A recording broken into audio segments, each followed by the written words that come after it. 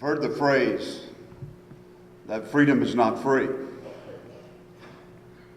And my wife and I can personally vouch for the fact that freedom is not free because we lost our oldest son to an improvised explosive device, which is a hidden bomb.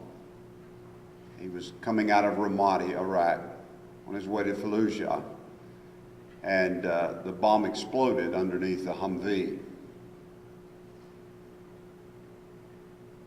As we reflect upon what freedom is all about, our son loved what he did. He was dedicated to his job as an Army soldier.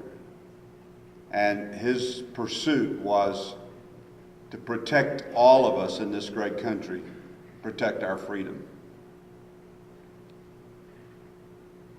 As the driver of the Humvee shared with Mary and I what exactly happened, he said 3 words before he took his last breath that I think applies to you. The driver explained that when the explosion happened, the driver was momentarily thrown out of the vehicle. He was holding onto the steering wheel tight, and he came within a half a second back in. It was the force of the blast. The bomb was planted underneath the right side of the Humvee, so as it exploded, it came up under his arm, up under his vest. And as he took his last breath, he looked at the driver and he said, "Sergeant, keep moving forward." And the driver explained to Mary and I that by virtue of the fact that the vehicle was disabled, however, it was able to move. He said, "I did what my commander said to do." And we moved forward for a few yards. And by doing that, 2 other lives were saved.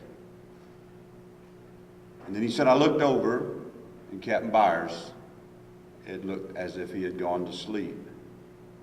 And as the driver explained that to us, I went back to the motel room, and there was silence between my wife and I.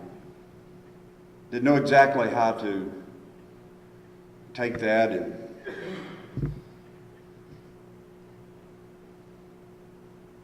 over our minds trying to understand, and it hit me after a little while that that's not only a message to us as family, because you see, we wanted to stop living. It's just not natural to a child to go before the parent, and life to me had just pretty well ended. And the more I thought about what he said, he was talking to us, he was talking to me, but I think he was talking to you, because he loved his country and he wanted to serve his country. Ever since he was in the 7th grade, he wanted to serve his country. And I'd be honest, I've met a lot of young people over the years, and I know some folks that's my age, they still don't know what they're going to do when they grow up. And he knew, and he knew even then he wanted to go to an academy, which he ultimately went to West Point. But he was determined, and his last letters he wrote to us, he would say, "My whole mission is to bring my boys home. I want to bring them home to their family." And so I think his message to us is that we as Americans, we need to keep moving forward. This is a great country, the greatest country in the world, and the only way we'll continue to be the example in the great country that we are is that we need to keep moving forward. And I think the message to you young people, you've got the great future ahead of you. This country needs a lot of help. And so I say to you, from our son, Captain Byers, please keep moving forward. Thank you.